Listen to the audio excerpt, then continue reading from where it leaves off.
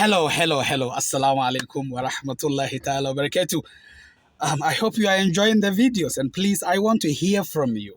What do you think about what you listen and watch, every day? Is it something that you like, or is it something that, there are things you like to know, or you want to ask? Please just go ahead and ask. Anyway, I'm going to ask you the famous question. Do you subscribe to reasoning, or do you subscribe to faith? Do you subscribe to reasoning or faith? Okay. Today, once more, remember, before the last video, I told you I was going to speak about divine worldview and materialistic worldview, or the materialist worldview. But I said, please just pardon me. Let me chip in one or two.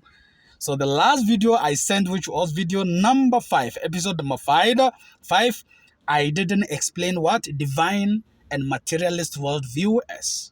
The same way this time around, I am not going to talk about it. There is something that is important that I also want to chip in. Then after that, we will discuss divine and materialist worldview. And what are we going to talk about today? Today we're going to talk about what we call worldview, or worldviews and ideology.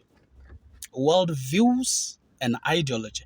Remember, I told you that when we did the explanation of concept of religion, I told you concept is in the mind, and concept can be true and concept can be false. Like, for instance, probably you might have heard about the Bigfoot, or probably you might have heard about aliens. So now in your mind, you have the concept of a Bigfoot, or you have the concept of the aliens who sometime they say they visit us, right? So your understanding you have your mind is a concept of these things that you have said. I wanted to use the word proposition, but I don't want to complicate things so that you don't understand, right? So somebody told you about Bigfoot, and you have that concept. Somebody told you about what we call it, aliens, and you have the concept of it in your mind, right? Okay. So the same way, in this world, all human beings, we have how we view the world. And we have ideologies attached to the way we view this world. Okay. And this world view, remember, they could be true, they could be false. Okay. Now, listen to this. So that's a world view. There are views that are universal among human beings.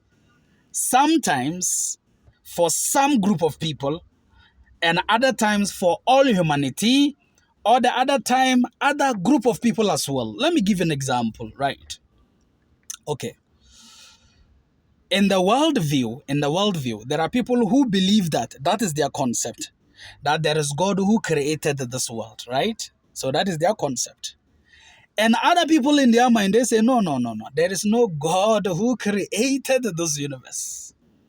So these are two concepts from two group of people who are human beings. So if you look at the existence and look at the human beings who live here, we've had our own worldviews and our ideology. Let me give an example. Okay. When you go to any country, let's say you get to France, or you get to South Korea, or in Japan, or South America somewhere, right? And you see somebody crying, even though you don't understand his language. Crying is a universal language. The person will be speaking in a language you don't understand. But for you to see him crying and tears running down his cheek, it means that the person is sad. Of course, I know sometimes there are tears of joy, but it's easy for you to differentiate between tears of pain and tears of joy. I'm talking about tears of pain in this regard, okay? So you don't know the person, but at least you know that the person is sad. The same way, do you believe in God? Don't you believe in God? If somebody dies, you have that feeling. Sometimes you have brothers and sisters, they are not all, religious. Some are atheists, some are Christians, others are Muslims, and so on and so forth. But if a family member dies, all of them, they will come together. And while they are there in the presence of the dead body, they have the same feeling. They have that remorse heart. They have that sadness, that sorrow, So you see that understanding of a dying person is a universal concept. You see, I can mention on and on things that are universal. Okay, for those of you who love football, myself, I do love football here and there, right? Sometimes you see, a country that speaks English plays with a country that speaks Chinese, for instance, or maybe Japanese. The aim of this team is to make sure that they put the ball in the opponent's net.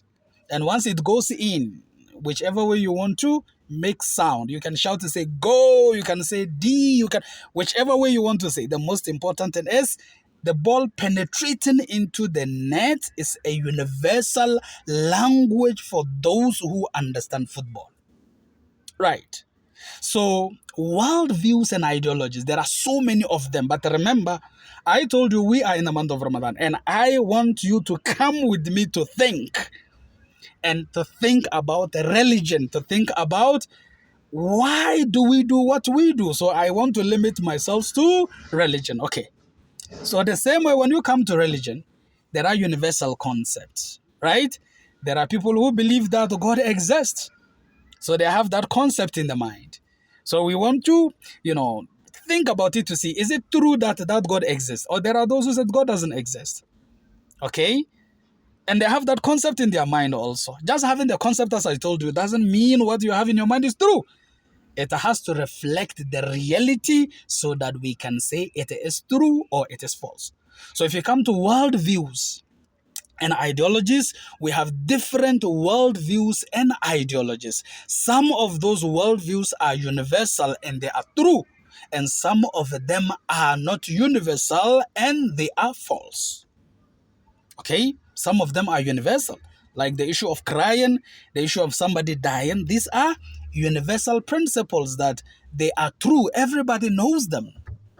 But what are concepts that are not true? For instance, if somebody says that the big ship was not created, the person has to be able to explain to us as to how the ship came about. And it looks like, or it is the case that everything about the ship makes sense. Everything about the ship. The food that we need to eat is there. The air we need to breathe is there. Everything we need to sleep during the night. Night was already provided. We want to grow our own food and we need fertile soil. The soil is already provided. Okay? We need to see things. We need to use our 5 senses, remember. In our third video or second video, I don't remember, you need your eyes to see colors and to enjoy the beauty of these colors. It is there in the ship. So the question is, can we prove that the ship came by itself without any wisdom or without any logic, without any philosophy, without any order that created the ship? So you see that if we have a worldview that denies that the ship is created by, someone, it becomes very difficult for us to be able to defend. Why? Because the concept does not match with the reality. I know some of you will be thinking about Big Bang Theory, right? Definitely, we are coming to that. We will talk about the Big Bang Theory and those who promote and project that theory, which is a concept, as to whether what they are saying matches with the reality in the external sense or not. So this is what I have for you with regards to world views and ideology. Of course, I just only mentioned about world views, and I am going to talk about the ideologies in my next episode, which will be episode number 7. Remember, this one is number 6, and go and look for all the videos and watch. I promise you, you are not going to regret. It is me, your brother, your friend, Sheikh Masood Mustafa. Assalamu alaikum wa rahmatullahi ta'ala wa barakatuhu.